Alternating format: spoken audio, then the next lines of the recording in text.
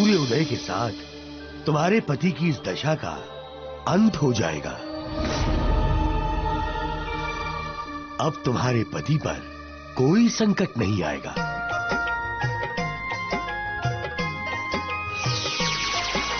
नाम हनुमान बलवान बाल भगवान, महिमा अनंत जग सिद्धि गुण गायो है। महाशक्ति के शक्ति है तो महावीर शक्ति, देखी देखी वैरिणी को अंतर तपायो है। अंजलि को लाल लाल लाल काल क्रोधवंत को न समझ पावे भ्रुकुटी चढ़ायो है। बाल हनुमान महाकाल भगवान धारे, वैरिणी के अंत है तो गदा को उठायो है। वैरिणी के अंत है तो गदा को उठायो है। वैरिणी के अंत है तो गदा को उठायो है।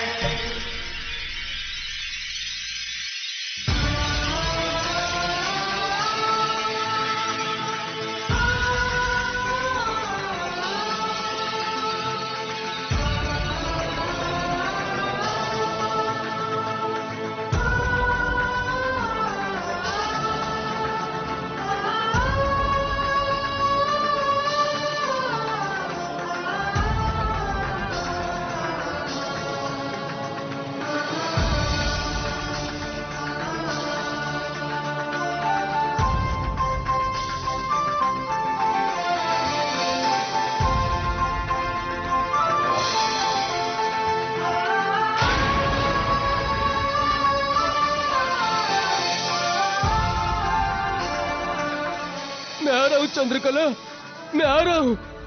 अरे अरे, गाड़ी की गति तीव्र करना।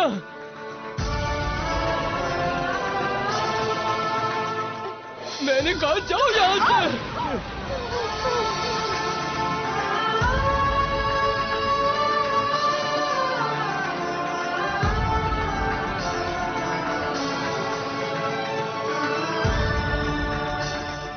मुझे क्षमा कर दो, मैं पापी हूं, अन्यायी हूं, अधर्मी हूं, निर्लज्ज की भांति।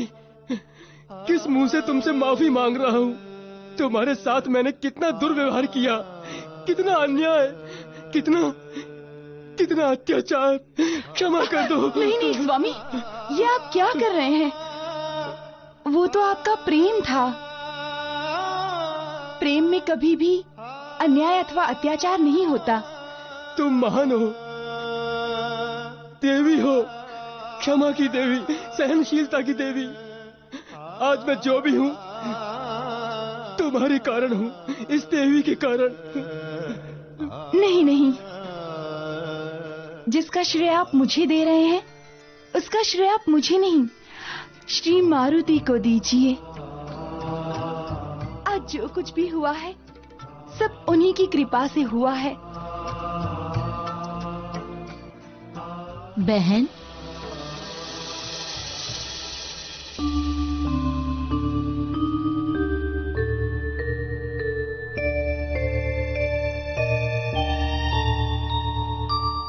चंद्रकला,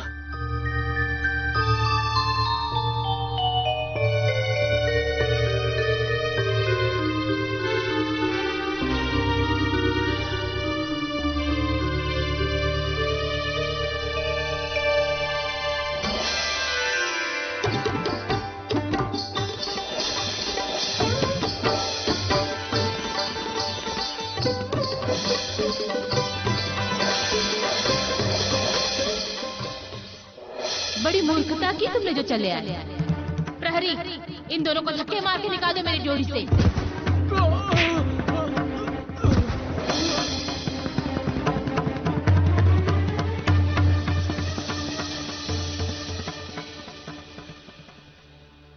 बहन, मैंने जीवन में बहुत बुरे कर्म किए हैं, बहुत बुरे, किंतु तुम्हारे कारण मेरी आंखें खुल गईं।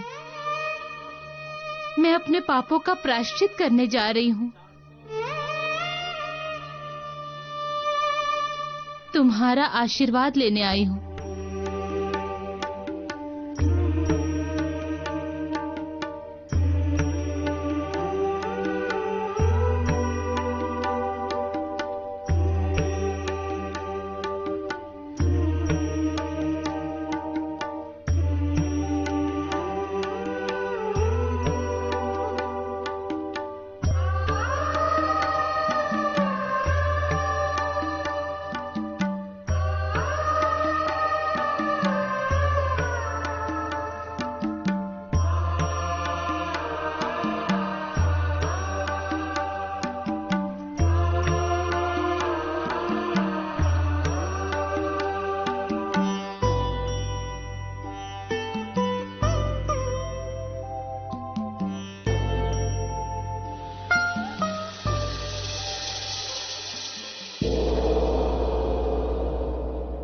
गंधर्वराज, आपने अपनी पुत्री को श्राप देकर अपराध किया है जिसका कोई प्रायश्चित नहीं। आप इतने निष्ठुर, इतने निर्मम हो सकते हैं, कल्पना से परे है। कन्या तो माता पिता का सबसे बड़ा धन होती है। लक्ष्मी का रूप कहा गया है कन्या को। आपने उसी लक्ष्मी के साथ ऐसा निर्मम व्यवहार किया। परंतु उसने भी तो मेरी अवज्ञा की थी। कभी कभी संतान माता पिता की बात नहीं मानती तो उसे अवज्ञा अथवा अवहेलना नहीं कहते गंधर्वराज, अथवा ना ही ये उचित है उसकी इस नादानी का इतना कठोर दंड दिया जाए। आपको तो गर्व होना चाहिए कि आपकी पुत्री ने आपके श्राप का मान रखा, कुल की रक्षा हेतु सब कुछ सहन किया। एक कुष्ठ रोगी को हृदय से अपना पति स्वीकार किया।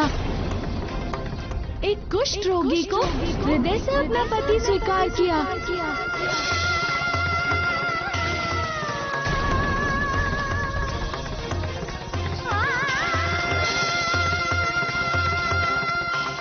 उसने तो अपना पुत्री धर्म निभा लिया। उसका तो शास्त्रों में नाम स्वर्ण अक्षरों में अंकित हो जाएगा। किंतु आप ही चूक गए अपना पितृ धर्म निभाने से गंधर्वराज, जिसका परिणाम ये होगा कि आपको कभी शांति नहीं मिलेगी।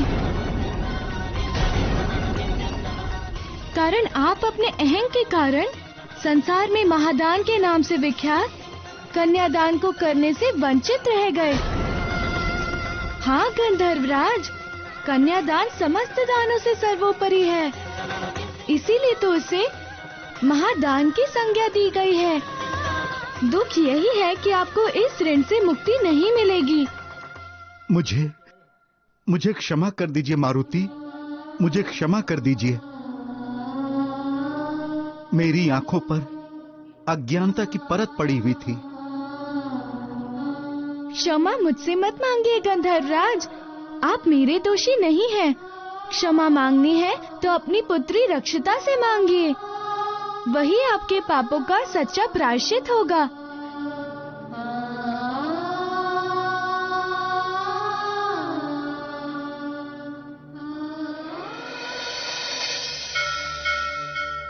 हे मेरे आराध्य सूर्यदेव, आप अत्यंत कृपालु हैं। आज आपने मुझे विश्वास दिला दिया, अपितु मेरी आस्था को बढ़ा दिया कि मेरी आपके इतने वर्षों की भक्ति व्यर्थ नहीं गई। आपने उसे स्वीकार किया, तभी तो आज मेरे पति पूर्णतः स्वस्थ हैं। आप हमेशा हम पर अपना आशीर्वाद बनाए रखिएगा प्रभु, और कभी कोई भूल हो जाए तो हमें क्षमा कर दीजिएगा, तथा हमें आशीर्वाद दीजिए कि हम अपने सुखी गृहस्थ जीवन में प्रवेश कर उसे सकुशल आरंभ करें। सुखी गृहस्थ जीवन तब तक आरंभ नहीं हो सकता जब तक माता पिता का आशीर्वाद ना मिल जाए।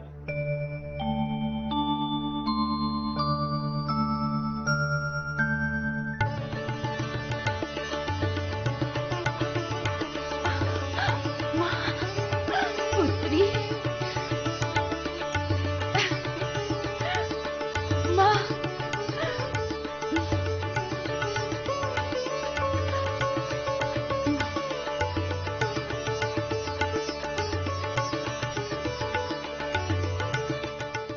मुझे क्षमा कर दो पुत्री, मुझे क्षमा कर दो।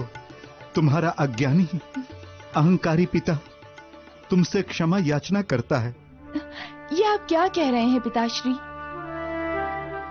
मैंने तो पिता शब्द सुनने का अधिकार भी खो दिया है पुत्री। नहीं पिताजी, ऐसा मत कहिए। और क्या कहूं पुत्री, मैं कैसा पिता हूं जो अपनी ही पुत्री को ऐसा कठोर श्राप दे बैठा। मेरी जितनी भर्त्सना की जाए कम है, परंतु मुझे तुम पर गर्व है पुत्री, गर्व है। यदि तुम मुझे अनुमति दो तो। अनुमति मत मांगिए पिताश्री, आज्ञा दीजिए। मैं आपकी प्रत्येक आज्ञा का पालन करूंगी। हम विधि पूर्वक तुम्हारा कन्यादान करना चाहते हैं।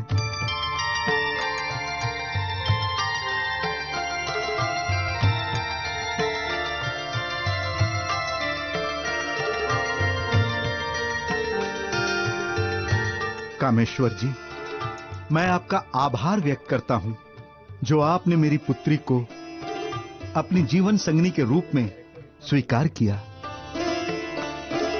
सत्य तो ये है कि मैं आभारी हूं इनका, जो देवी के रूप में मुझ जैसे अधम को प्राप्त हुई, जिनके कारण मेरा जीवन संवर गया, मेरे संपूर्ण जीवन को परिवर्तित कर दिया इन्होंने। मैं तो ऋणी हूं इनका, मेरे संपूर्ण जीवन को परिवर्तित करने हेतु। बस बस, आप सब केवल बातें ही करते रहेंगे अथवा आगे का कार्यक्रम भी बताएंगे? विवाह संपन्न कराने की तैयारी भी तो करनी है।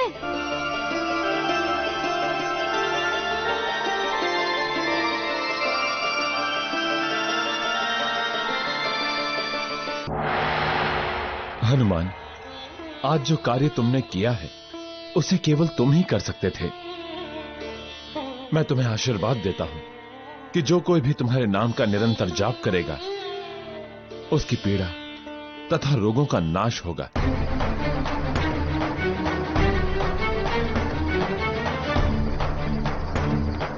नासै रोग हरै सब पीरा, जपत निरंतर हनुमत बीरा।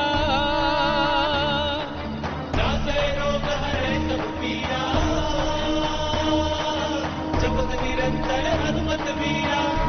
गुरुदेव, अब आगे मुझे क्या करना है? अब तक तुमने सांसारिक एवं लौकिक ज्ञान प्राप्त किया है पुत्र, किंतु अब तुम उच्च कोटि का वो ज्ञान प्राप्त करोगे जिससे तुम्हें देवत्व प्रदान होगा। वो ऐसा कौन सा ज्ञान है गुरुदेव? वो ज्ञान है अष्ट सिद्धियों को साधना। अष्ट सिद्धियों को साधना? हाँ हनुमान, तुम्हें अब अष्ट सिद्धियां प्राप्त करनी है। उन अष्ट सिद्धियों के नाम क्या है गुरुदेव? उनके नाम हैं अणिमा, महिमा, लदिमा, प्राप्ति, प्राक्टय, वशिता, पराक्रम एवं मेधा।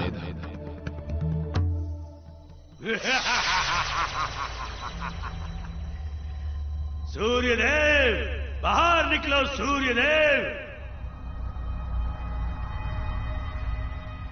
तुम्हें ग्रसने का मेरा समय अब हो गया है। शीघ्र बाहर निकलो।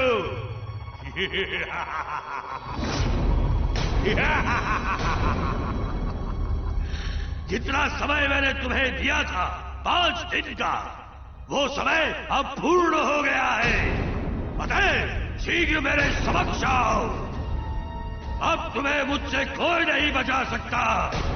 मैं तुम्हें ग्रसने आया हूं।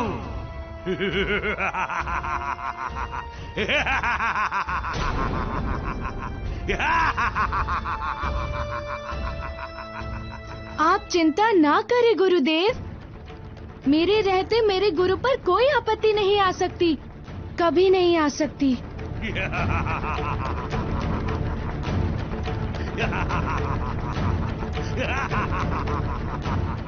मत जाओ हनुमान, मत जाओ। क्यों ना जाऊं गुरुदेव, क्यों? वो आपका अपमान कर रहा है गुरुदेव, मेरे उस गुरुदेव का जो मेरे माता पिता परमात्मा सब कुछ है। मैं उसे कैसे छोड़ दूं गुरुदेव, कैसे छोड़ दूं? तुम्हारे शिष्य धर्म के समक्ष मैं निरुत्तर हूं हनुमान, तथा गुरुवान्वित भी, किंतु उसे मैं छोड़ने के इस प्रयोजन से कह रहा हूं कि आज यहां जो कुछ भी घटित हो रहा है वो नियति के द्वारा पूर्ण निर्धारित है, उसे कोई नहीं रोक सकता। अतएव तुम इस घटनाक्रम में बाधक बनने का प्रयास मत करो पुत्र, मत करो। नीति द्वारा नियत इस घटना को घटित हो जाने दो। अर्थात मैं अपने शिष्य धर्म को भूल जाऊं, उसका परित्याग कर दूं गुरुदेव? अपने समक्ष अपने गुरुदेव का अपमान होते देखता रहो?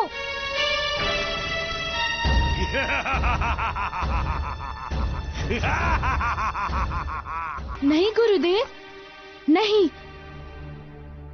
मेरी दृष्टता हेतु आप मुझे दंडित करें, मुझे तनिक भी दुख नहीं होगा, किंतु मैं उस अधम कपटी राहु को आपको ग्रास नहीं बनने दूंगा, कदापि नहीं बनने दूंगा। आवेश एवं भावना पर नियंत्रण रखो हनुमान।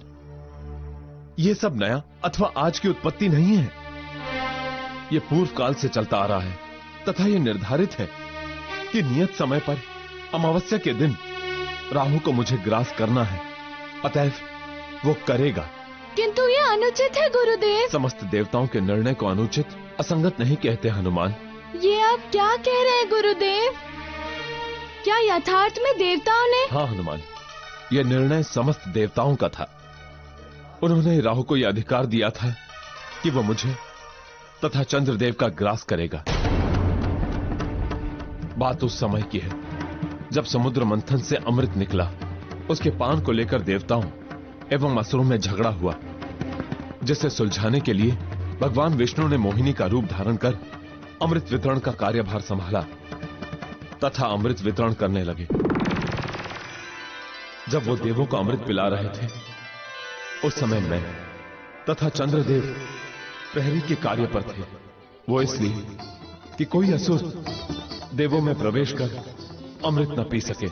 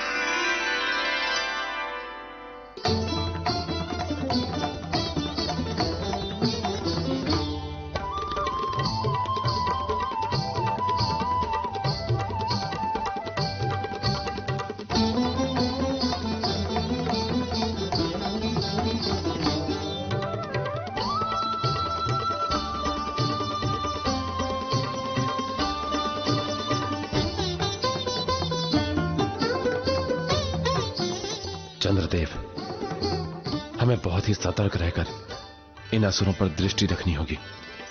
यदि किसी भी असुर ने छल से अमृत पान कर लिया तो अनर्थ हो जाएगा।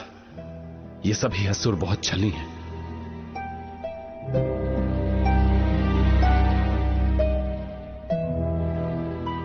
कहीं ऐसा ना हो कि असुर देवता की पंक्ति में जाकर अमृत पान कर ले।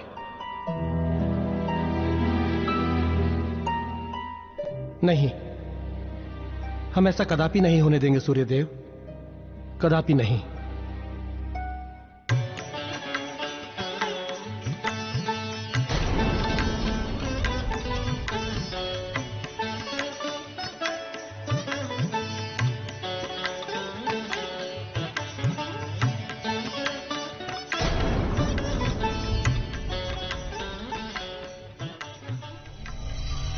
लगता है हमारे साथ कोई छल हो रहा है।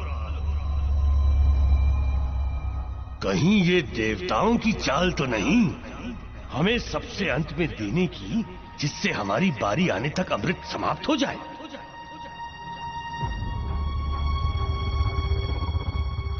तथा हम उसका पान करने से वंचित रह जाएं। नहीं, हम ऐसा नहीं करने देंगे। इन देवताओं को कदापि नहीं करने देंगे।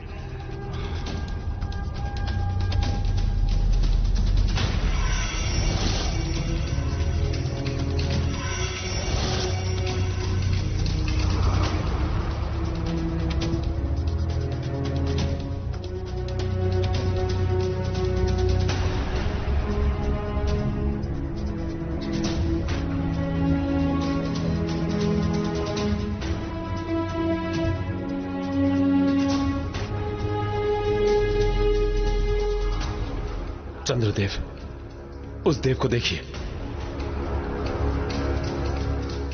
मुझे उस देव पर संदेह है। आपने उचित कहा सूर्यदेव, मुझे भी उस पर संदेह हो रहा है। अवश्य ही वो कोई असुर है जो छल से देवताओं की पंक्ति में आ गया है।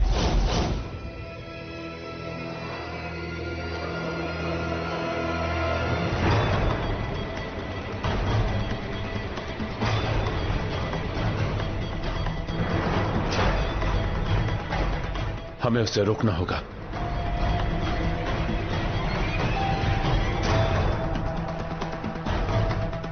रुकिए, रुक जाइए देवी मोहिनी, उसे अमृत मत दीजिए। वो देवता नहीं, असुर है।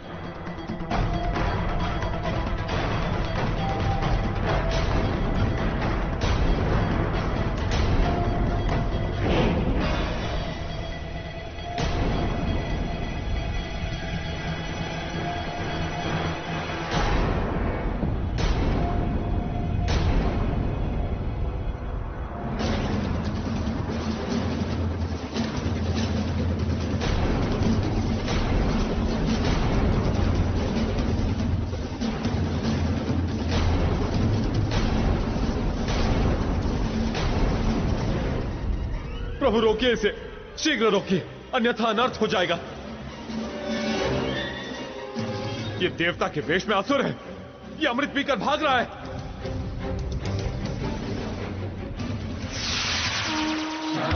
शांताकारं भुजगशयनं पद्मनाभं सुरेशं विश्वाधारं गगनसदृशं मेघवर्णं शुभांगं शांताकारं भुजगशयनं।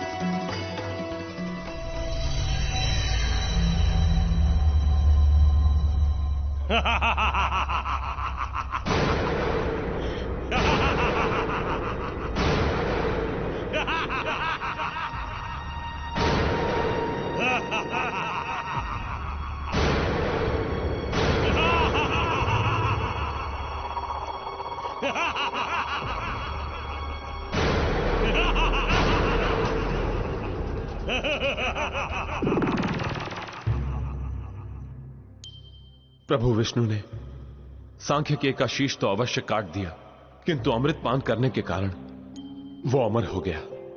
यही कारण था कि उसका शीश धड़ से अलग होने के पश्चात भी वो असुर जीवित था, जिसके परिणाम स्वरूप देवताओं के समक्ष एक अत्यंत गंभीर समस्या उत्पन्न हो गई। सभी विचार मग्न सोचने लगे कि अब क्या किया जाए। इतनी गहन समस्या थी वो? हाँ हनुमान, कारण यदि असुर के दोनों भाग असुर से मिल जाते तो वो सृष्टि में इतना उपद्रव एवं उत्पात मचाते कि संपूर्ण सृष्टि में हाहाकार मच जाता। चारों ओर विनाश का तांडव दिखाई देता, जिससे संसार में एक जटिल समस्या खड़ी हो जाती। तो प्रभु को चाहिए था उसका शीघ्र वध कर देना। अमृत पान करने के पश्चात अब वो संभव नहीं था हनुमान। फिर कैसे उस समस्या का निराकरण हुआ गुरुदेव? उस समस्या के निराकरण हेतु समस्त देवगण ब्रह्मलोक में एकत्रित हुए, ये विचार करने हेतु कि दो भागों में विभक्त उस असुर का क्या किया जाए। देवों, मैं सब समझता हूं। साहब, सदा से तुम सब हम असुरों के साथ छल करते आए हो और इस बार भी तुमने ऐसा ही किया। जब मैंने अपने अधिकार को स्वयं अपनी बुद्धि से प्राप्त कर लिया तो तुमने मेरे शरीर को 2 भागों में विभक्त कर दिया।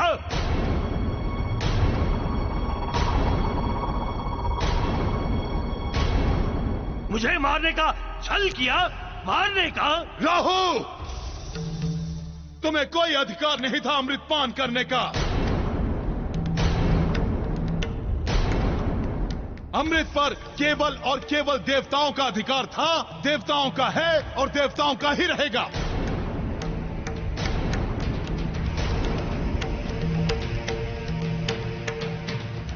तुम असुर लोग बगैर अमृतत्व के ही इतना अत्याचार और अधर्म करते हो।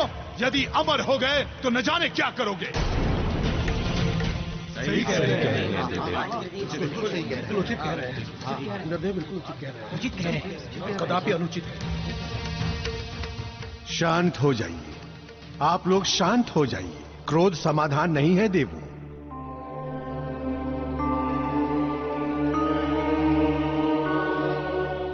तथा तुम भी शांत हो जाओ सांख्यकीय। अमृतपान के कारण तुम्हें अमृत तो प्राप्त हो चुका है, अतएव अब तुम देवताओं की श्रेणी में आ गए हो।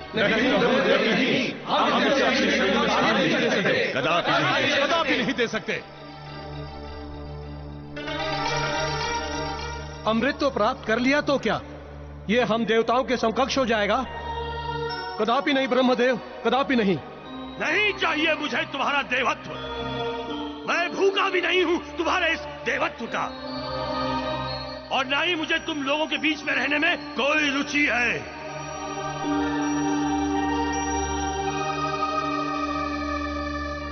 शांत देवो, शांत।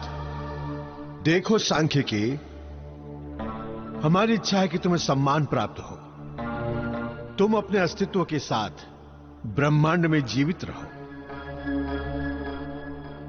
इसी कारण आज से ही तुम्हें भी देवत्व प्राप्त हुआ है और मैं तुम्हें ब्रह्मलोक में स्थान देता हूं। और मैं तुम्हें ब्रह्मलोक में स्थान देता हूं। और मैं तुम्हें ब्रह्मलोक में स्थान देता हूं।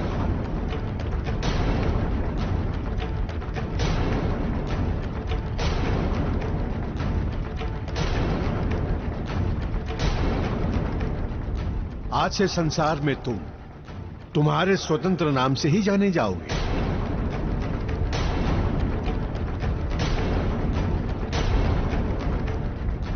तुम्हारा शीर्ष भाग राहु तथा तन का भाग केतु के नाम से जाना जाएगा।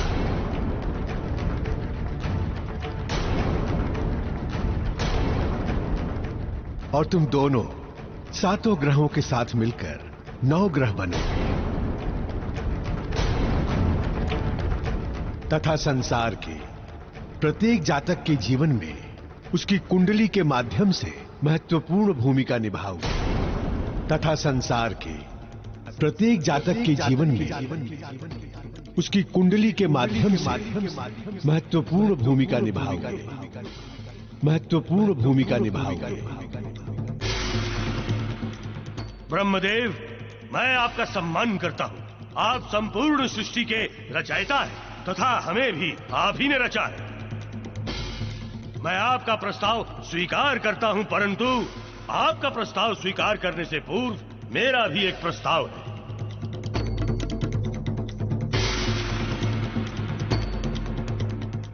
प्रस्ताव?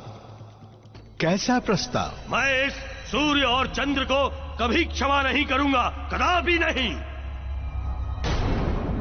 इन्हें समय समय पर ग्रसूंगा।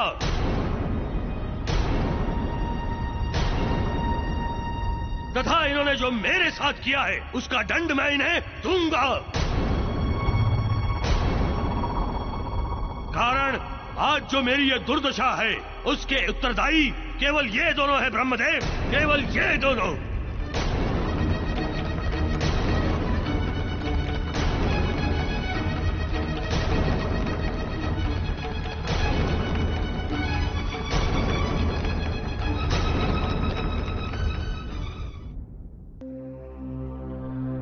इंद्रदेव, आपको कोई आपत्ति तो नहीं है ना?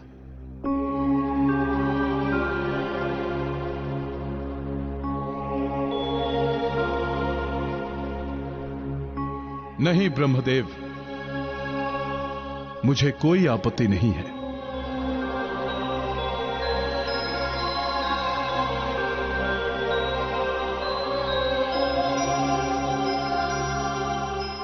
ठीक है, तो ऐसा ही होगा। आज से यही विधि का विधान होगा और यह विधान सभी देवताओं को मान्य होगा।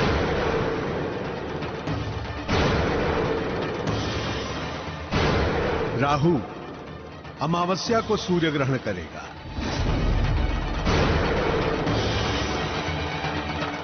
और पूर्णिमा को चंद्र ग्रहण करेगा।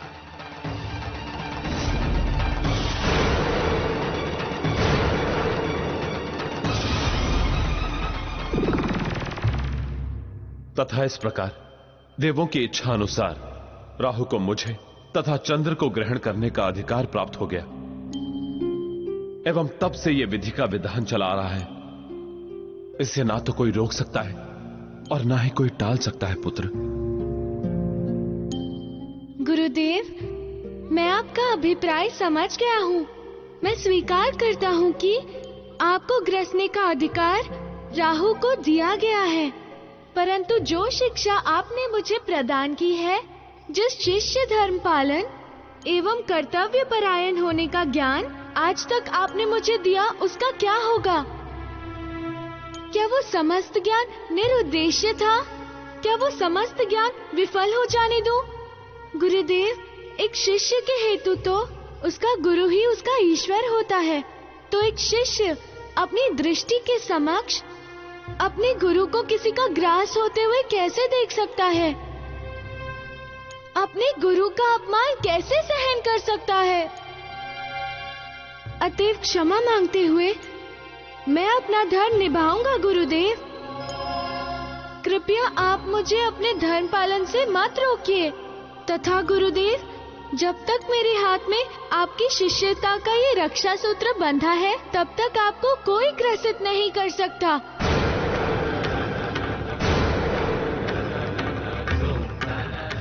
कोई भी नहीं।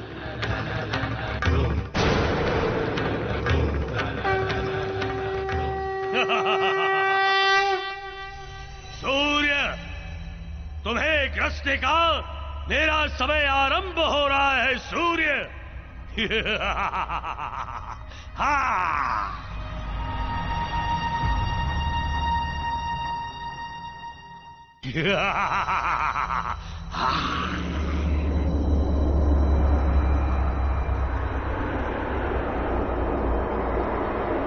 ठहरो राहु, ठहरो। तू वानर बालक, तू फिर से मेरे मार्ग में आ गया? हाँ, आना पड़ा। तुमने विवश किया आने पर। मैंने? हाँ, तुमने। संभवतः तुम्हारी स्मरण शक्ति क्षीण हो गई। तुम भूल गए हो कि मैंने तुम्हें चेतावनी दी थी कि मेरे गुरुदेव को ग्रास करने का विचार अपने मन से त्याग दो। मूर्ख वानर बालक, मुझसे मेरे अधिकार त्यागने को कहता है? अरे अधिकार त्यागना तो कायरों का कर्म है। अतएव तुम क्या, मुझे ऐसा करने से कोई नहीं रोक सकता। परंतु आज मैं तुझे रोकूंगा। तुम्हारे समस्त अधिकार को आज मैं खंडन करूंगा। अतएव आज चाहे कोई भी आए, चाहे आज मुझे किसी का भी सामना करना पड़े, मैं पीछे नहीं हटूंगा। मैं कहता हूँ हट जाओ मेरे मार्ग से। कारण जिसे तुम ग्रहण समझ रहे हो, वास्तव में वो ग्रहण नहीं, मेरे द्वारा तुम्हारे गुरु सूर्यदेव को दिया जाने वाला दंड है। तथा यदि तुम्हें मेरे मार्ग में आने की इतनी ही प्रबल इच्छा है तो ठीक है वानर बालक, सूर्य के साथ साथ आज मैं तुझे भी अपना ग्रास बनाऊंगा।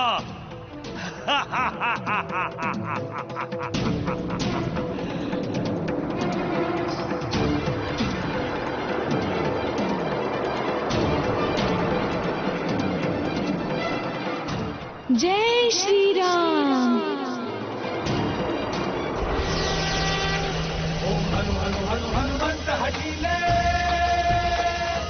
वैरी मारू वज्र के कीले। ओम ह्रीं ह्रीं ह्रीं हनुमंत कपीसा, ओम हुम हुम हुम हुम हनुमरि सीसा। बजरंग बली, बजरंग बली।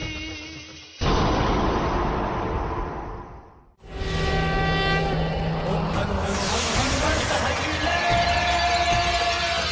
वैरी मारू वज्र के कीले। ओम ह्रीं ह्रीं ह्रीं हनुमंत कपीसा,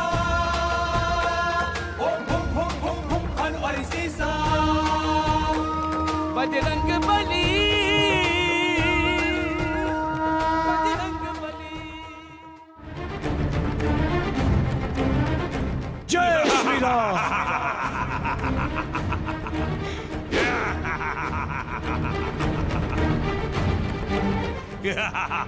बस बस वानर बस।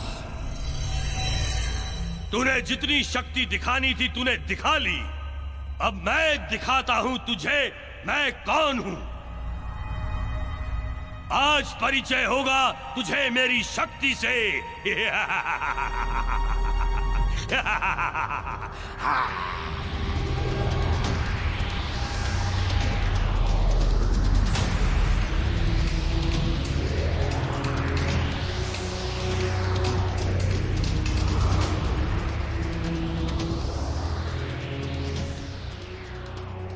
जय श्री राम।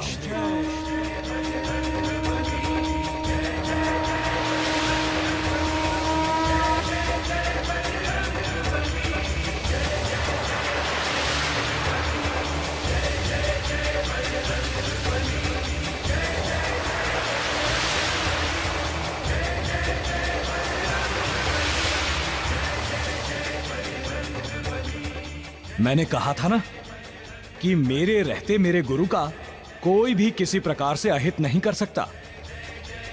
कहा था ना तुम लौट जाओ, तुम्हारा हित इसी में है। नहीं नहीं वानर, अब तो मैं तेरा अहित किए बिना कहीं नहीं जाऊंगा, कहीं नहीं। अब तो मैं तुझे पाठ पढ़ाए बिना कहीं नहीं जाऊंगा।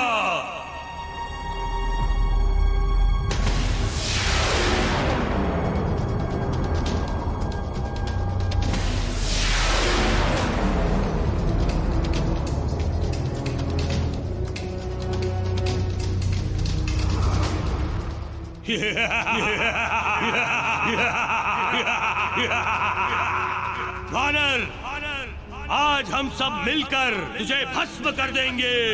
भस्म हो जाएगा तू, भस्म।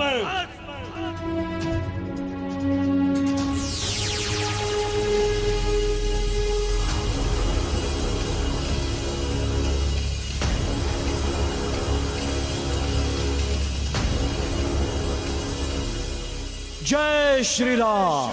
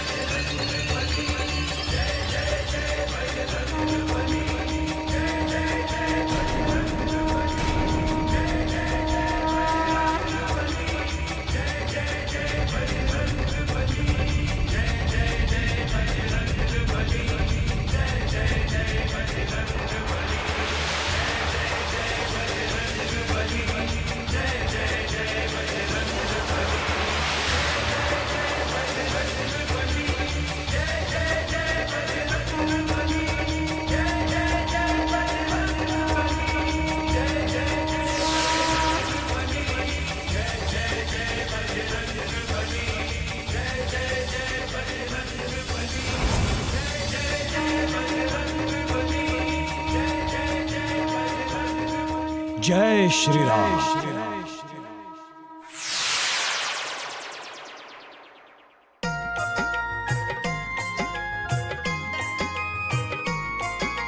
मारुति न कोई साधारण एक शिष्य है, वो तो गुरु भक्त महावीर बलवाना है। मारुति न कोई साधारण एक शिष्य है, वो तो गुरु भक्त बलवाना है।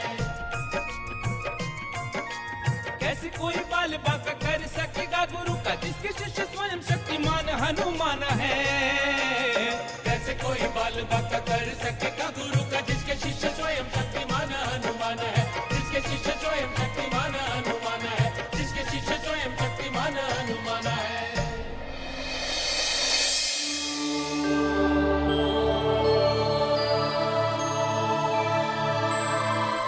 इंद्रदेव,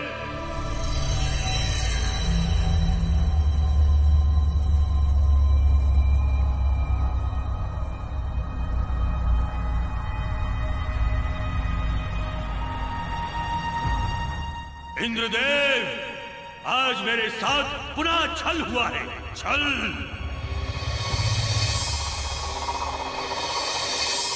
तथा मुझे तो ऐसा प्रतीत हो रहा है कि आप सब के सब मिलकर, जितने लोग यहाँ विराजमान हैं, सब के सब योजनाबद्ध रूप से मेरे साथ षड्यंत्र कर रहे हैं।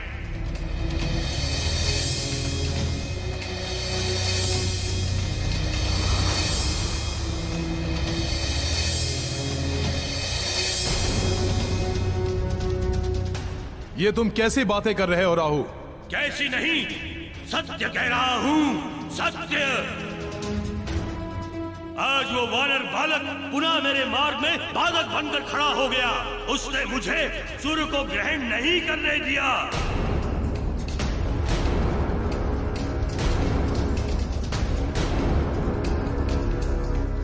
ग्रहण नहीं करने दे रहा है?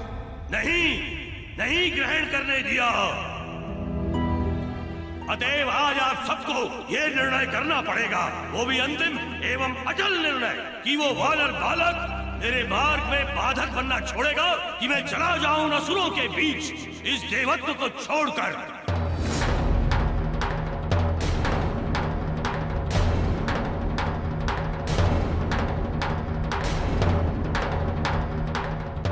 देवगुरु, ये मैं क्या सुन रहा हूं? राहु को तो सूर्य ग्रसने का अधिकार हम समस्त देवताओं ने अपने संवेद निर्णय के द्वारा दिया था। फिर मारुति ऐसा अनुचित एवं असंगत व्यवहार क्यों कर रहे हैं? इस समस्या के समाधान हेतु हमें सूर्यदेव के साथ वार्ता करनी होगी।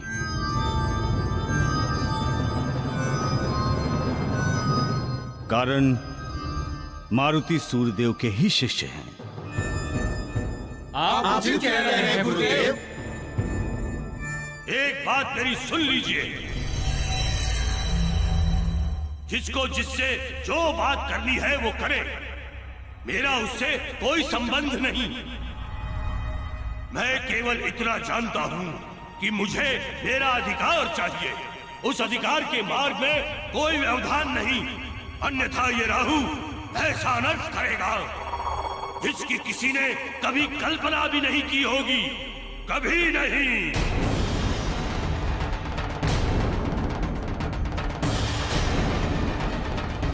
समस्त संसार देखेगा इस राहु के अनर्थ को। कांप उठेंगे आप सब देवता भी। अतएव अंतिम अवसर दे रहा है ये राहु आप सब देवताओं को।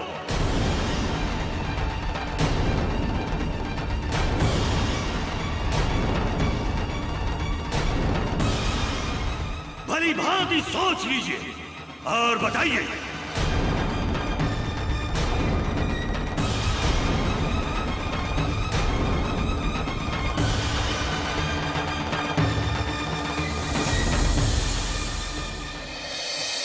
आपने ऐसा क्यों किया सूर्यदेव? क्यों किया? मैंने ऐसा क्या किया है इंद्रदेव? आपको भली भांति ज्ञात है सूर्यदेव, भली भांति ज्ञात है।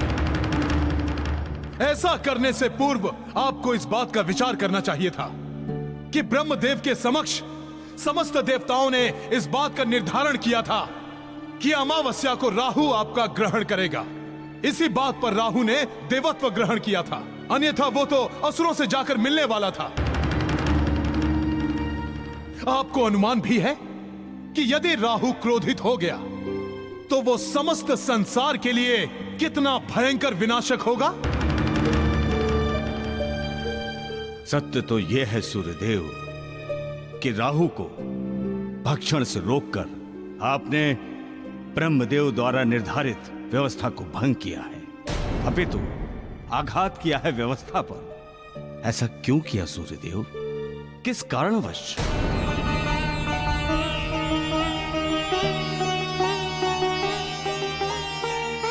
मेरे पास आप लोगों को देने के लिए कोई उत्तर नहीं है। सूर्यदेव, ये आप कैसी बातें कर रहे हैं?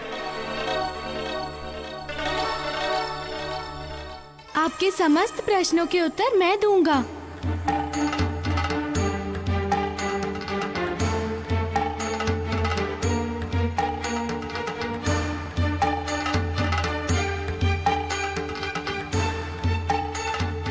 देवों, मैं पवन पुत्र सूर्य देव का शिष्य हनुमान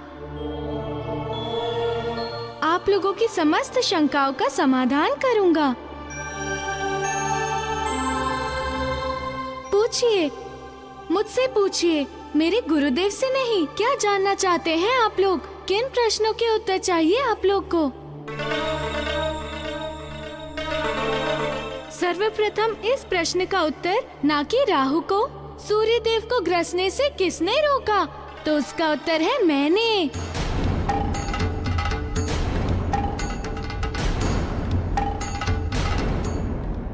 अपने गुरुदेव को ग्रहण करने से मैं सदैव रोकूंगा। पवन पुत्र हनुमान, आपका कथन यथार्थ में प्रशंसनीय है एवं अनुकरणीय है, किंतु आप वस्तु स्थिति से अवगत नहीं हैं। सृष्टि के नियमों से आप अनभिज्ञ हैं। जिस नियम के मध्य आप बाधक बने हैं, उस नियम को स्वयं हम देवों ने मिलकर निर्धारित किया है। ब्रह्मदेव के समक्ष स्वयं ब्रह्मदेव ने राहु को सूर्य ग्रहण करने का विधान निश्चित किया है। अतएव आपको इसमें बाधक नहीं बनना चाहिए। आपकी बातों से मैं सहमत हूँ गुरु बृहस्पति, किंतु मैंने जो किया है वो गुरु शिष्य धर्म की व्यवस्था के नियम के अंतर्गत किया है, उस व्यवस्था के नियम के अनुरूप किया है। जिस नियम को परमपिता ब्रह्मदेव तथा आप सब लोगों ने मिलकर बनाया है, उसी निर्धारित नियम के अंतर्गत किया है। संभवतः आप सभी देवों ने ही तो इस मंत्र की रचना की है। अखंड मंडलाकारं व्याप्तं स चराचरं तत्पदं दर्शितं येन तस्मै श्री गुरुवे नमः।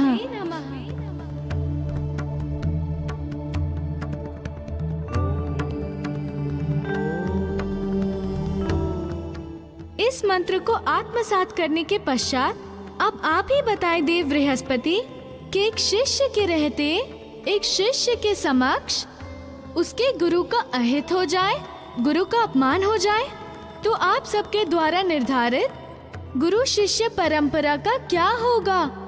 क्या उसकी अवहेलना नहीं होगी? इस ज्ञान का अपमान नहीं होगा? ये ज्ञान जो मेरे गुरु ने दिया है, तथा ये ज्ञान कोई साधारण ज्ञान नहीं है। इस ज्ञान के अंतर्गत गुरु की रक्षा का उत्तरदायित्व निहित है। बताए देव बृहस्पति, देवेंद्र बताइए, क्या मेरा कथन अनुचित है, असंगत है?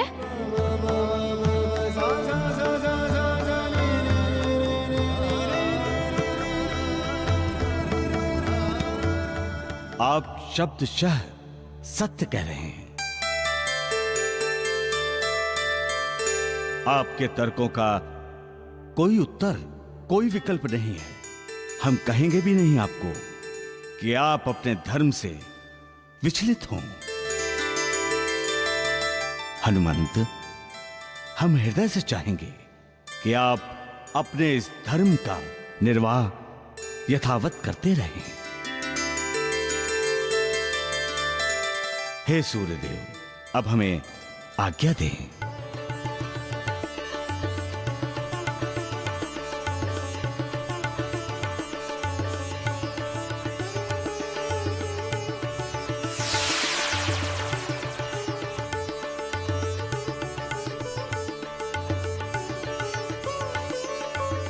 हनुमान, तुम्हारे जैसा शिष्य इस संसार में ना तो कोई हुआ है ना आगे कभी होगा। मैं धन्य हो गया तुम्हारे जैसा शिष्य पाकर। गुरुर्ब्रह्मा गुरुर्विष्णु गुरुर्देवो महेश्वरा गुरुर्साक्षात् परब्रह्म तस्मै श्री गुरुवे नमः। तस्मै श्री गुरुवे नमः।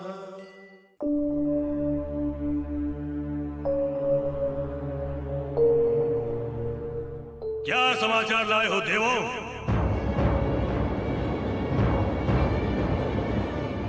क्या बात है?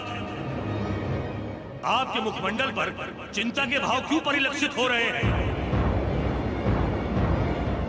मुखमंडल का तेज कहां तिरोहित हो गया? क्या सूर्यलोक की ऊष्मा से जल गया क्या? क्या हुआ? कुछ बोलते क्यों नहीं? क्या हुआ मेरे अधिकारों का? क्या हुआ आपकी उस व्यवस्था का जो आपने मुझे देवत्व प्रदान करते समय बनाई थी?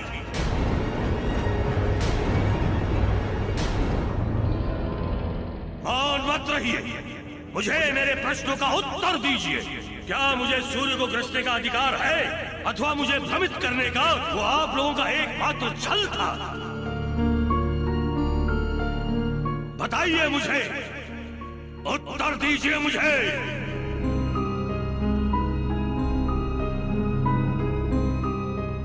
राहु, तुम्हारा प्रश्न उचित है। सूर्य को ग्रहण करने का अधिकार तुम्हारा है, किंतु जो व्यवस्था हमने बनाई है वो छल की नींव पर नहीं है। तो किस नींव पर बनी है? क्या समझूं मैं? वास्तव में परिस्थितियां कुछ ऐसी जटिल हो गई थी कि दोबारा ऐसी बात मत करना। मैं राहु हूं, राहु किसी परिस्थिति का दास नहीं। परिस्थितियों से तुम देवता संचालित होते होगे, मैं नहीं। मैं अपनी परिस्थितियां स्वयं निर्मित करता हूं, स्वयं, वो भी अपने मनोनुकूल। राहु, अपनी सद्बुद्धि का उपयोग करो। अपनी आसुरी प्रवृत्तियों से बाहर निकलो राहु। अब तुम देव हो, देव, असुर नहीं। मुझे मूर्ख बनाने की चेष्टा मत करो गुरु बृहस्पति देव। तुम देवता होकर भी अपने वचन का पालन नहीं कर सके। विफल हो गए सब के सब वचन पूर्ति में, विफल। और दंभ भरते हो, कहते हो कि हम देवता हैं।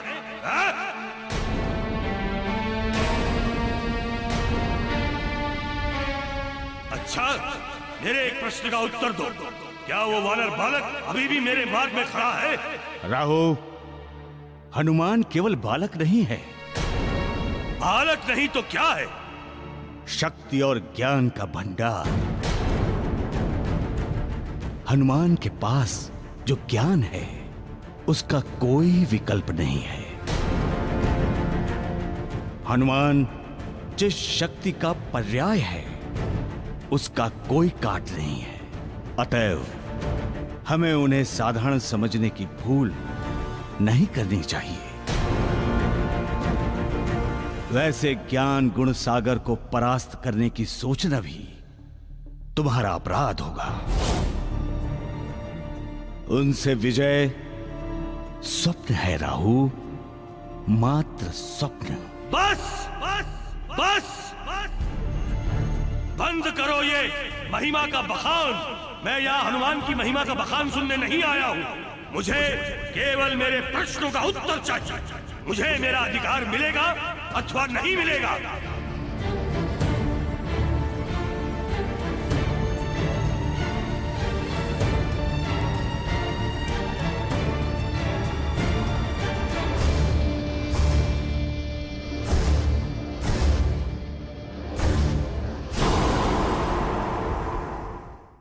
बस बस बस, बंद करो ये महिमा का बखान। मैं यहाँ हनुमान की महिमा का बखान सुनने नहीं आया हूँ। मुझे केवल मेरे प्रश्नों का उत्तर चाहिए। मुझे मेरा अधिकार मिलेगा अथवा नहीं मिलेगा।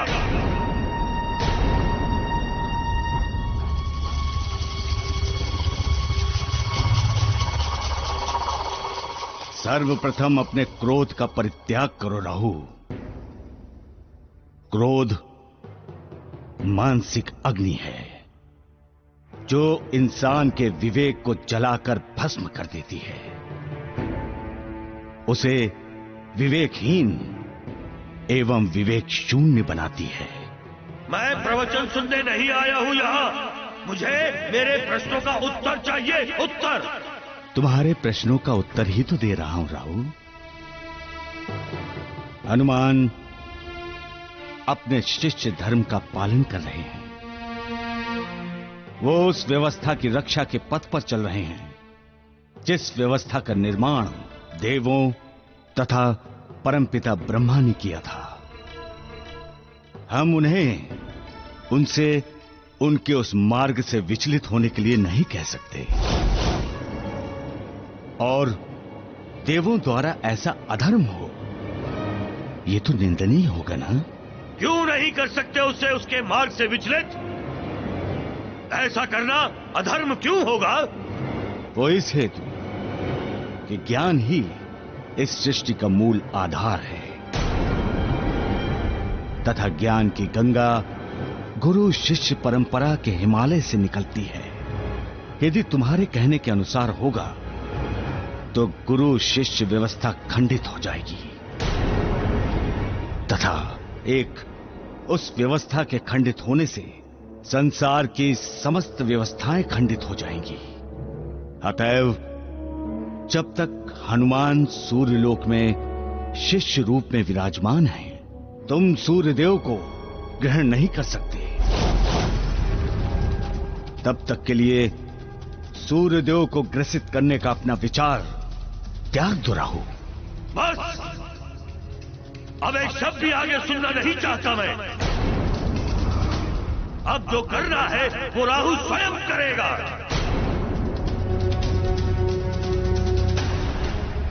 एक हनुमान के कारण मैं अपने अधिकारों का हनन नहीं होने दूंगा, कभी नहीं होने दूंगा।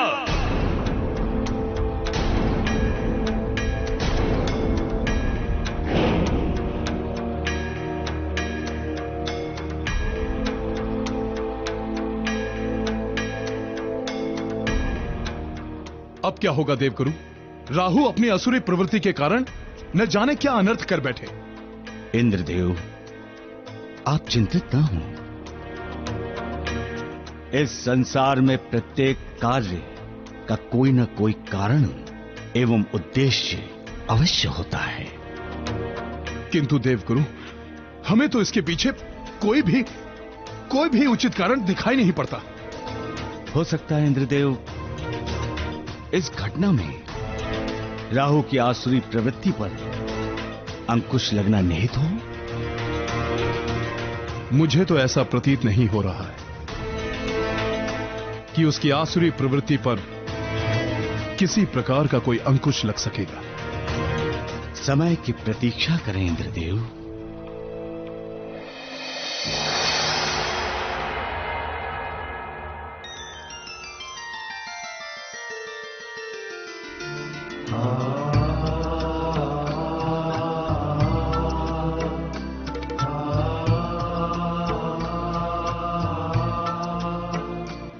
क्या माता, आपकी आंखों में आंसू? क्या मुझसे कोई भूल हो गई है? नहीं पुत्र, तुमसे और भूल ऐसा तो स्वप्न में भी नहीं सोच सकती। फिर इन आंसुओं का कारण? प्रसन्नता पुत्र, प्रसन्नता। ये हर्ष के अश्रु हैं, एक पत्नी के, एक माता के हर्ष के अश्रु। आज से तू मात्र मेरा पुत्र ही नहीं, अभी तो मेरे पति के जीवन का रक्षक भी बन गया है। मैं तुझे शब्दों में नहीं बता सकती पुत्र कि तूने मुझे कितनी असहनीय पीड़ा से मुक्ति दिलाई है। अतीत के उस स्मरण मात्र से ही मेरा रोम रोम सिहर उठता है। एक स्त्री की वेदना, एक स्त्री का दुख तुम नहीं समझ सकते पुत्र। जब जब राहु सूर्यदेव का ग्रहण करने आता था, मैं असहनीय यातना से तड़प उठती थी।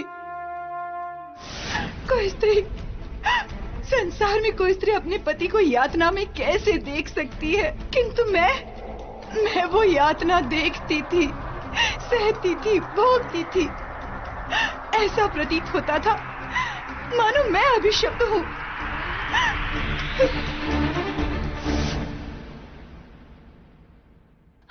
जो यातना मैंने सही है, वो किंचित ही संसार में किसी अन्य स्त्री ने सही होगी।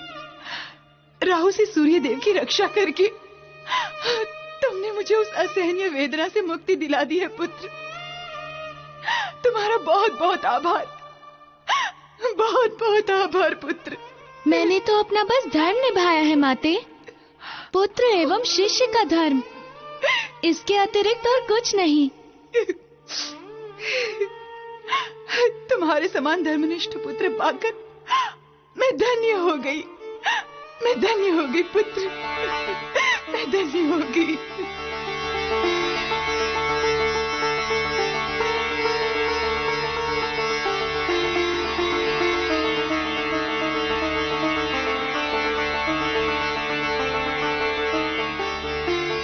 आप चिंता ना करें, मेरे रहते मेरे गुरुदेव सूर्यदेव पर किसी भी प्रकार का संकट नहीं आएगा। मैं वचन देता हूँ आपको।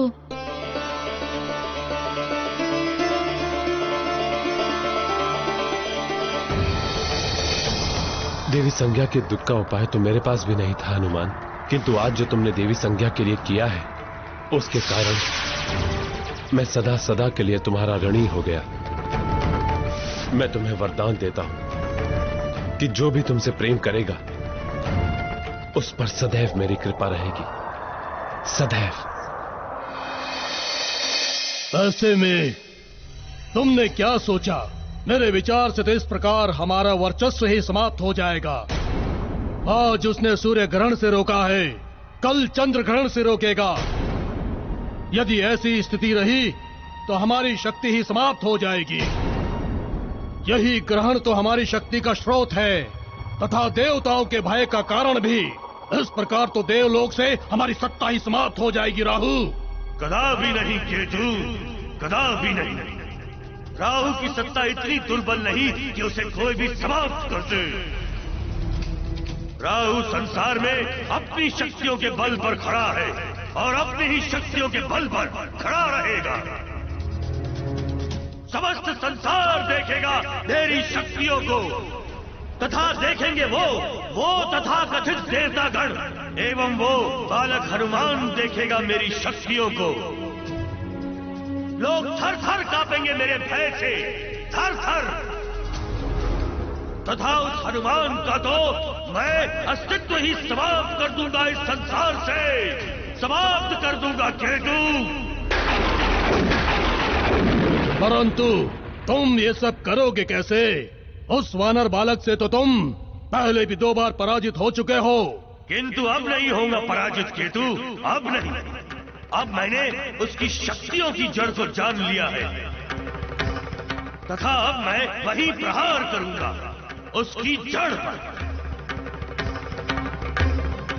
मुझे कुछ भी स्पष्ट नहीं हो पा रहा है कि तुम्हारा आशय क्या है। तुम कहना क्या चाहते हो? तुम संभवतः अनभिज्ञ हो। मैं तुम्हें बता दूं। क्या बताओगे? जो देवताओं से सुना है। क्या सुना है? सुना है उन्हें कहते कि वो हनुमान अत्यंत शक्तिशाली है। इस संपूर्ण जगत में कोई भी उसका सामना नहीं कर सकता। एवं अब तो उसने सूर्य देव से ज्ञान भी प्राप्त कर लिया है, इसलिए वो अत्यंत बलशाली हो गया है, बुद्धि से भी तथा बल से भी। तो क्या हुआ? हुआ ये कि तुम किस प्रकार अपनी आसुरी बुद्धि से उसका सामना करोगे। मुझे तो आभास हो रहा है कि अब हमारा अस्तित्व समाप्त होकर ही रहेगा। असुर लोक तो पहले ही छूट गया है, अब देवलोक से भी निष्कासित होना पड़ेगा। नहीं केतु, नहीं। तुम भयाक्रांत मत हो। आओ मेरे साथ। कहाँ? मैं तुम्हें कुछ दिखाता हूँ। क्या है? वो देखो।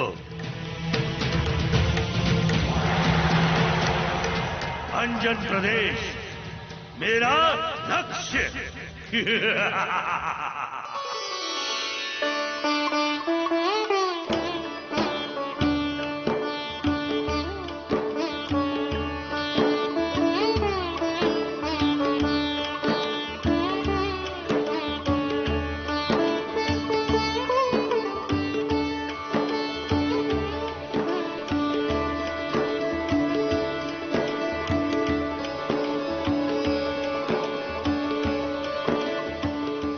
सौभाग्यवती भवा देवी। देवी अंजना, हम जिज्ञासावश आपसे एक प्रश्न पूछ सकते हैं? पूछिए महाराज। हम जब भी महल से बाहर जाते हैं तो आप हमारी आरती क्यों करती हैं? इसका उत्तर तो सरल है महाराज। जब आप बाहर जाएं तो आप पर किसी की बुरी दृष्टि का प्रभाव न पड़े, इसीलिए। अभी तुमने बुरी दृष्टि देखी कहा है अंजना?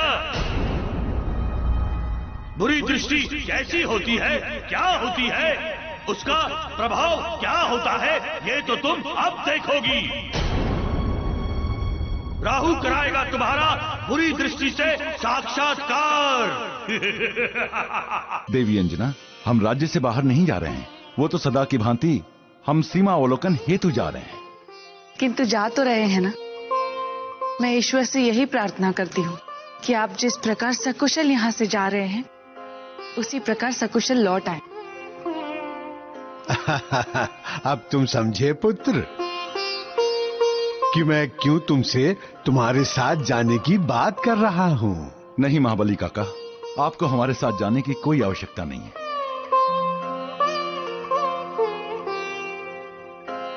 आप यहीं रहकर हमारे राज्य के पड़े अधूरे कार्य को पूर्ण कीजिए। रही हमारी सुरक्षा की बात, तो सेना की टुकड़ी है हमारी सुरक्षा हेतु। उत्तम सैनिकों की एक टुकड़ी अपनी सुरक्षा हेतु लेकर जाते हैं। अब जैसी तुम्हारी इच्छा पुत्र।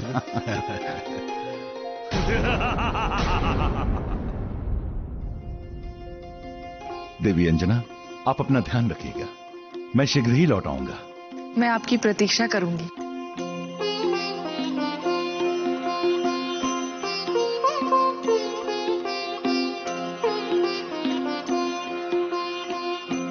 प्रभु इस परिवार तथा राज्य पर अपनी कृपा सदैव ऐसे ही बनाए रखिएगा। इस परिवार तथा राज्य पर कभी संकट का बादल ना मंडराए। इस परिवार तथा राज्य को सदा ऐसे ही प्रसन्न रखना प्रभु। कभी किसी की बुरी दृष्टि ना लगने देना।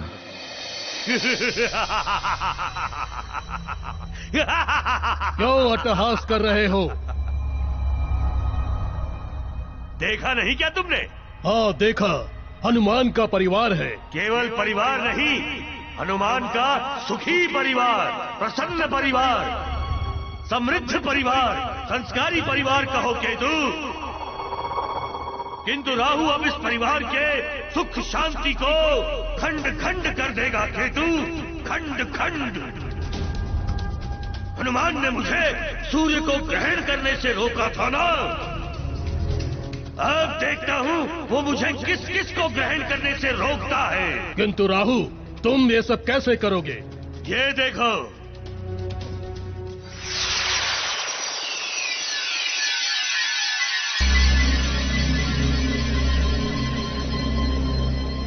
हाँ देख रहा हूँ। किसकी है? ये केसरी की कुंडली है केतु। क्या विशेष है? विशेष? ये देखो, यहाँ द्वादश भाव में मैं बैठा हूँ। मैं कल से केसरी पर मेरी दशा आरंभ हो रही है केतु, राहु की दशा। और जब किसी पर राहु की दशा आरंभ होती है तो पुत्र हनुमान, मुझे अत्यंत प्रसन्नता है कि तुमने अल्प अवधि में ही अत्यधिक ज्ञान अर्जित एवं संग्रहित कर लिया है। अब तुम्हारा अष्ट सिद्धियों का ज्ञान प्राप्त करने का समय आ गया है। मैं तैयार हूँ गुरुदेव। किंतु अष्ट सिद्धियों का ज्ञान तुम्हें यहाँ सूर्यलोक में नहीं प्राप्त होगा। तब कहाँ होगा गुरुदेव? उस ज्ञान को प्राप्त करने के लिए तुम्हें लक्ष्मी लोक जाना होगा। लक्ष्मी लोक? हाँ पुत्र, लक्ष्मी लोक। किंतु वहाँ क्यों? वहां इसलिए क्योंकि अष्ट सिद्धियों का वास वहीं पर है। ये अष्ट सिद्धियां हैं क्या गुरुदेव? इन्हें प्राप्त करने से क्या लाभ होता है? विस्तार से मुझे बताइए ना गुरुदेव। हनुमान, ये अष्ट सिद्धियां हैं अणिमा, महिमा, लदिमा, प्राप्ति, पाक्तय, वशिता, इशिता तथा प्राप्तमय। इनकी सिद्धि से लाभ गुरुदेव? बताता हूं। अणिमा, अणिमा सिद्धि की प्राप्ति से साधक को संसार की दुर्लभ से दुर्लभ वस्तु की प्राप्ति हो सकती है। महिमा, महिमा के प्रभाव से साधक अपने मन को ईश्वर में स्थापित कर सकने में सक्षम हो जाता है। लदिमा, लदिमा सिद्धि के द्वारा साधक संसार में व्याप्त किसी भी रूप को धारण करने में समर्थ हो जाता है। प्राप्ति, प्राप्ति सिद्धि के द्वारा साधक संसार की किसी भी वस्तु को सरलता से प्राप्त कर सकता है। अगली सिद्धि है पाक्तय। इसे प्राप्त करने के पश्चात साधक लौकिक तथा पारलौकिक समस्त पदार्थों का सुख प्राप्त कर सकता है। तथा केवल इतना ही नहीं हनुमान, इसकी एक विशेषता यह भी है कि इस सिद्धि के द्वारा साधक स्वयं को कहीं भी सशरीर प्रकट तथा लुप्त भी कर सकता है। वशिता, वशिता सिद्धि प्राप्त करने के पश्चात साधक की आसक्ति विषयों विकारों से पूर्ण रूपेण हट जाती है। इशिता, जबकि इशिता सिद्धि के द्वारा साधक संसार में किसी को भी सुख प्रदान कर सकता है तथा किसी का भी दुख हर सकता है। तथा इस क्रम की अंतिम सिद्धि है प्राप्तमय।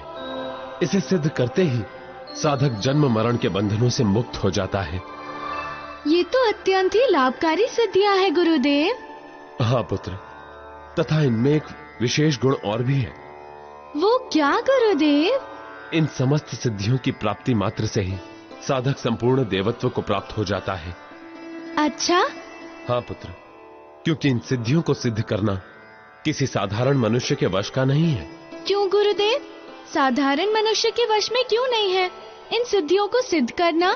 क्योंकि इन सिद्धियों को सिद्ध करने के लिए ज्ञान, धैर्य, श्रद्धा एवं निष्ठा की आवश्यकता होती है।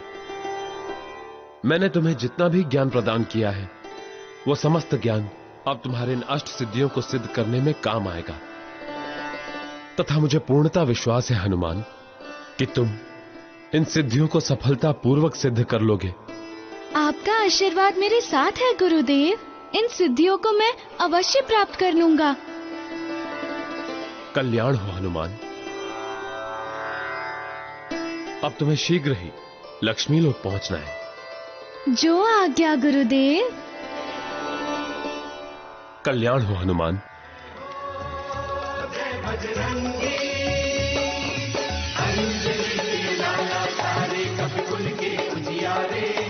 जय हो श्री महाराज केसरी की आंखों के तारे।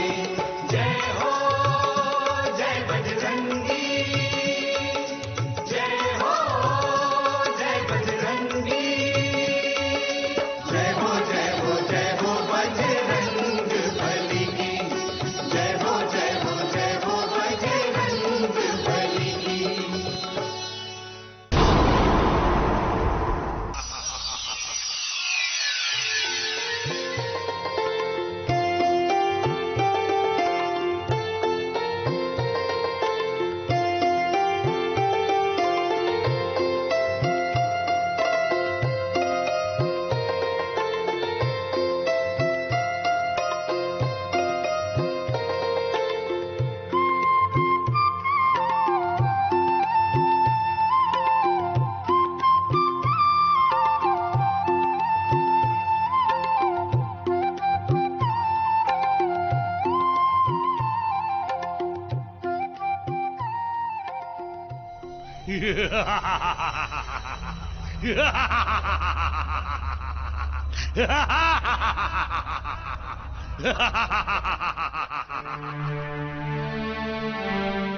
महाराज, दक्षिणवर्ती सीमा पूर्णतया सुरक्षित है।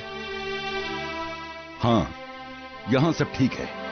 अब हमें पश्चिमी सीमावलोकन हेतु प्रस्थान करना होगा। चलो।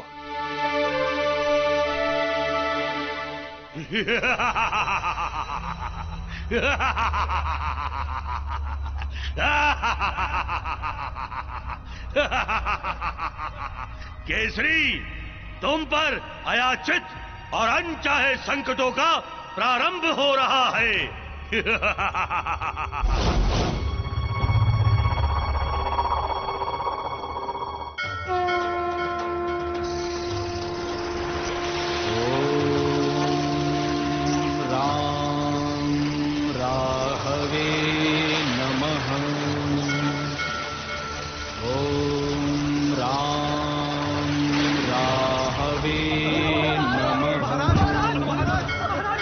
अर्धकाय महावीर्यम्।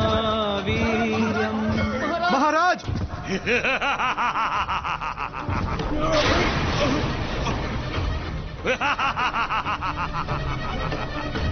महाराज!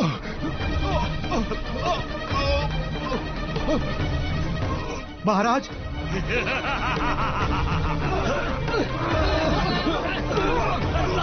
बस महाराज, बस तनिक साहस धरिए, अभी पत्थर हट जाएगा। और बल लगाओ, पूरा बल लगाओ।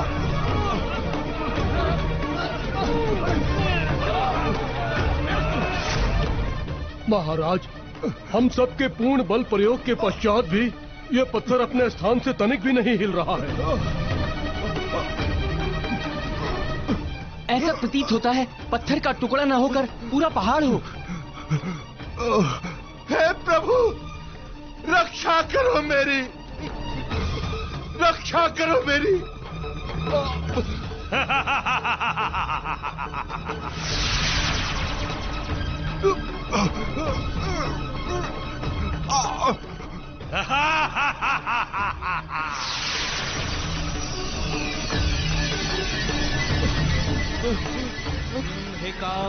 गर्भ संभूतम् राम राहुं प्रणमाम्यहम्। ॐ राम राहवे नमः। हट जाओ।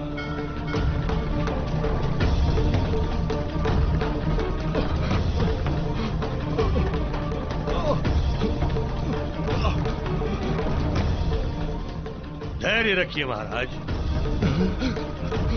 ॐ राम राहवे नमः। ॐ राम राहवे नमः।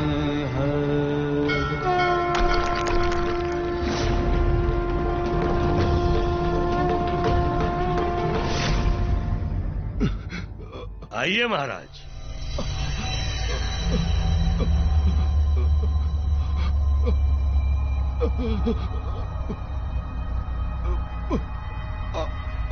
बहुत पीड़ा हो रही है ना? आइए।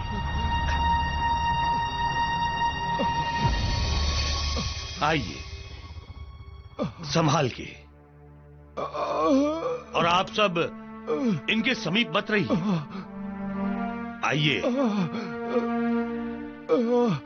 यहां बैठ जाइए महाराज।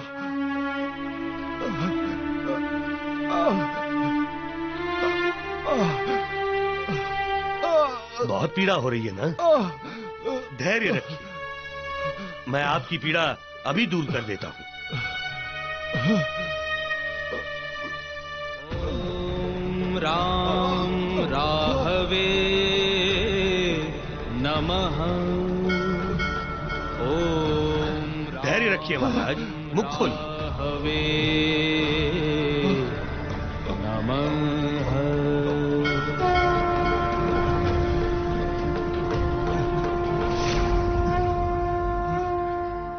महाराज को कुछ समय के लिए अकेला और शांत छोड़ दीजिए।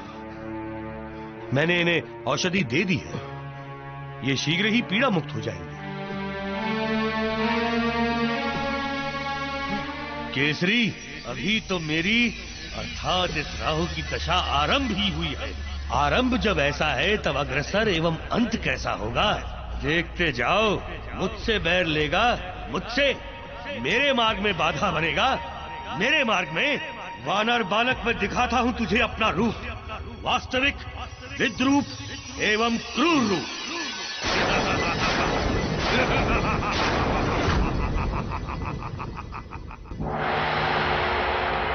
प्रभु, ये आपने क्या किया? क्या किया है मैंने? अचानक ऐसा प्रश्न? क्या हुआ देवी संज्ञा? आप हनुमान को लक्ष्मी लोक क्यों भेज रहे हैं? अष्ट सिद्धियों की प्राप्ति हेतु भेज रहा हूं। हनुमान का अष्ट सिद्धियों की प्राप्ति करना अत्यधिक आवश्यक है। वो ज्ञान उसे वहीं प्राप्त होगा, इसलिए मैं उसे लक्ष्मी लोक भेज रहा हूं। किंतु देव, वो तो आपका शिष्य है। आप तो उसे समस्त ज्ञान दे चुके हैं, तब इसकी क्या आवश्यकता? देवी, कुछ ज्ञान गुरु के पास नहीं होता, एवं जो ज्ञान गुरु के पास नहीं होता वो संसार में कहीं स्थित होता है, जिसकी प्राप्ति हेतु गुरु के निर्देश पर शिष्य को उसके निर्देश का पालन करना पड़ता है। किंतु देव, आप हनुमान को जिन अष्ट सिद्धियों के ज्ञान की प्राप्ति हेतु भेज रहे हैं, वे सहज ज्ञान नहीं है, अत्यंत कठिन ज्ञान है, लगभग असंभव। और हनुमान तो अभी परिपक्व भी नहीं है, अनुभवी भी नहीं है। वे तो अबोध बालक हैं देव। ऐसे में क्या वो ये ज्ञान ले पाएगा?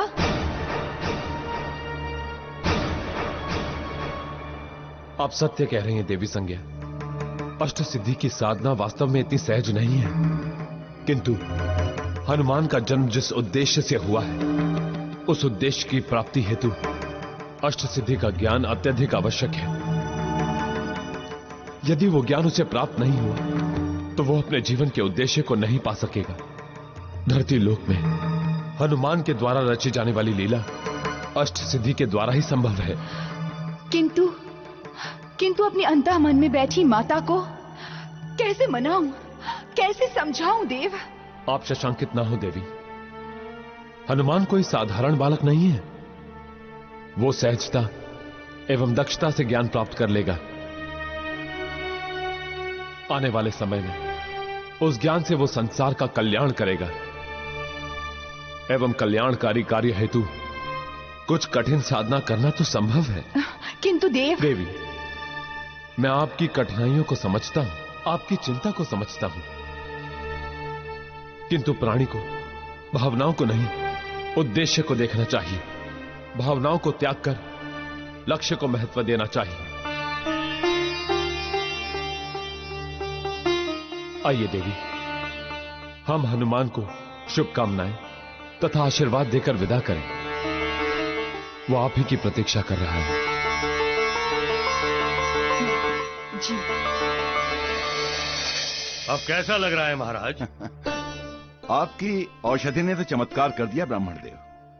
ना कोई पीड़ा, ना ही कोई घाव का चिन्ह। मुझे तो यह भी अनुभव नहीं है कि कुछ समय पहले मेरे साथ दुर्घटना हुई भी या नहीं। किंतु तथ्य समझ में नहीं आ रहा मुझे कि यह संकट आया कहां से। इससे पूर्व भी मैं उस पर्वत के क्षेत्र में आवागमन करता रहा हूं। बात निरंतर आवागमन की नहीं है महाराज, बात है ग्रहों की दशा की, उनके चाल की, उनकी स्थिति की। तात्पर्य, जब जब ग्रहों की चाल में फेरबदल होता है तब तब ऐसी घटनाएं घटती हैं। क्षमा करें, मैं अपनी पीड़ा के कारण अपने शुभचिंतक का परिचय नहीं पूछ पाया। कौन है ब्राह्मण देव, और इस निर्जन वन में आप अकेले क्या कर रहे हो? मैं एक पथिक हूं, निरंतर चलना ही मेरा जीवन है। तो कहीं आप रुकते नहीं, कहीं ठहरते नहीं, विश्राम नहीं करते आप? करता हूं ना, रुकता हूं। जिस स्थान पर मेरे ठहरने का समय होता है उस स्थान पर तो मैं अपना पड़ाव डाल देता हूं, एवं तब तक वहां रुका रहता हूं जब तक उस स्थान का कार्य पूर्ण रूपेण ना हो जाता।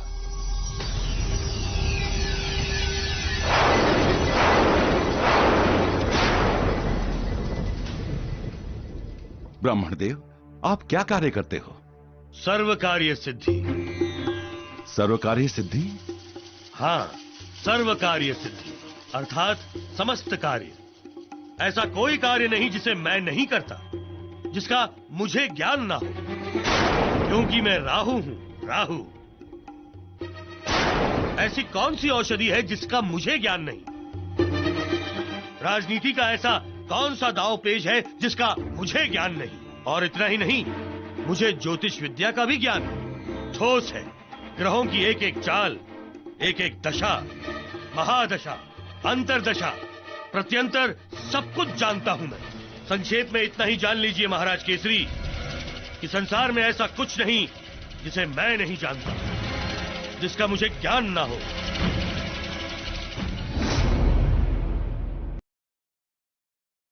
क्षमा करें महाराज, संध्या हो रही है, हमें महल वापस चलना है। हाँ ब्राह्मण देव, अब हमें आज्ञा दीजिए, हमें प्रस्थान करना है।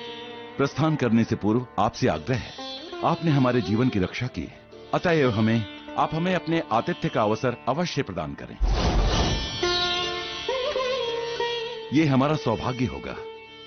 अवश्य, अवश्य दूंगा। महाराज, आज्ञा ब्राह्मण देव। जिस मार्ग से जाने का विचार आप कर रहे हैं, उस मार्ग से मत जाइए। क्यों ब्राह्मण देव? कारण तो ज्ञात नहीं, बस मन में आया कह दिया। आगे आपकी इच्छा। ब्राह्मण देव, ये मार्ग तो सीधा हमारे महल की ओर जाता है। ये सबसे सुरक्षित और कम दूरी वाला है। आज्ञा दीजिए। ठीक है, जैसा आप उचित समझें।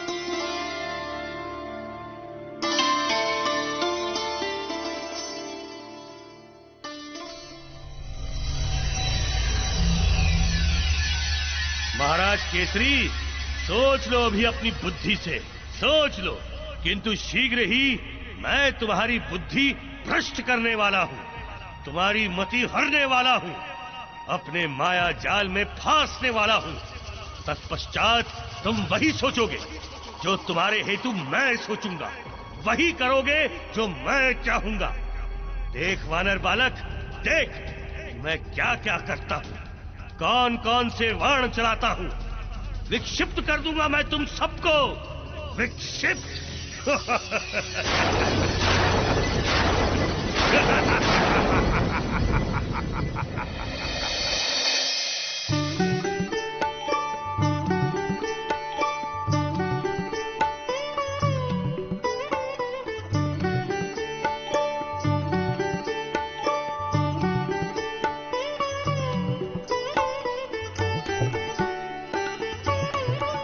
पुत्र, तुम जिस कार्य हेतु जा रहे हो वे अत्यंत कठिन है। माता, कठिन और सरल तो मन की धरती से उपजे हुए शब्द हैं, जो हमारे मन में जन्म लेते हैं तथा हम उन्हें अपनी जीवा से अभिव्यक्त करते हैं। मेरे विचार से गुरु के द्वारा बताया गया कोई भी कार्य कठिन अथवा सरल नहीं होता, वो केवल कार्य होता है जिसे पूर्ण करना प्रत्येक शिष्य का धर्म है। पुत्र, तुमने मेरे मन की शंका समाप्त कर दी है। अब मुझे पूर्ण विश्वास है कि तुम अष्ट सिद्धियों का ज्ञान बिना किसी कठिनाई, बिना किसी समस्या के प्राप्त और पूर्ण करोगे। जाओ पुत्र, तुम्हें मेरा आशीर्वाद है। आज्ञा दीजिए गुरुदेव। गुरु माता, आज्ञा दीजिए।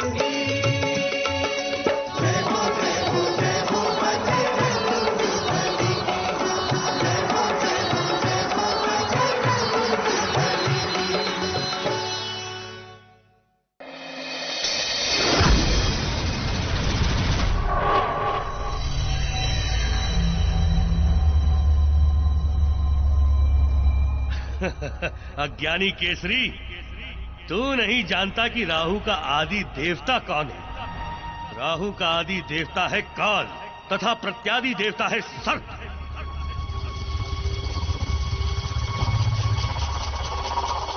एवं जब भी मैं अपने आदि देवता काल के साथ आता हूं तो प्राणी की मृत्यु निश्चित होती है, किंतु जब अपने प्रत्यादि देवता सर्प के साथ आता हूं तो प्राणी की मृत्यु तो नहीं होती, किंतु अनेकों संकट एवं बाधाएं उस पर अवश्य टूट पड़ती हैं।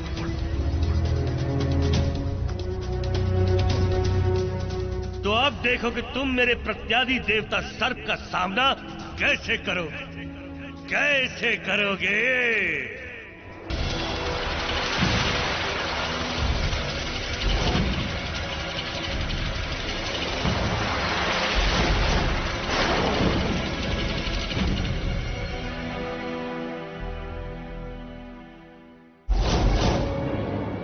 क्या हुआ, रुक क्यों गए? महाराज आगे जाना कठिन है। आगे जाना कठिन क्यों है? वो देखिए मार्ग में कितना विशाल एवं विषधर सर्प कुंडली मारे बैठा है महाराज।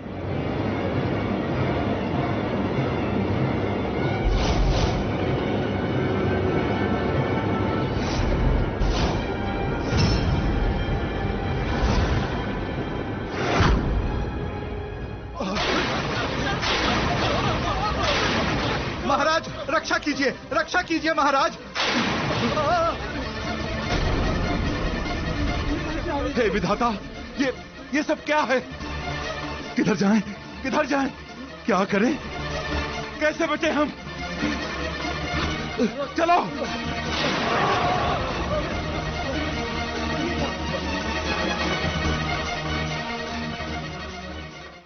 ये क्या था महाराज? एक साथ अचानक इतने सर्प कहां से आ गए थे? एक पल के लिए तो ऐसा प्रतीत हुआ कि जैसे जीवित ही नहीं बचेंगे। ये सब हमारी भूल थी। उस ब्राह्मण देवता ने इस रास्ते पर जाने को मना किया था, किंतु हमने उनकी बात नहीं मानी। ना तो वो बात साधारण है, ना वो पुरुष साधारण। उस असाधारण पुरुष को ढूंढो। वो ब्राह्मण देवता यहीं कहीं होंगे। ढूंढो। ब्राह्मण ब्राह्मण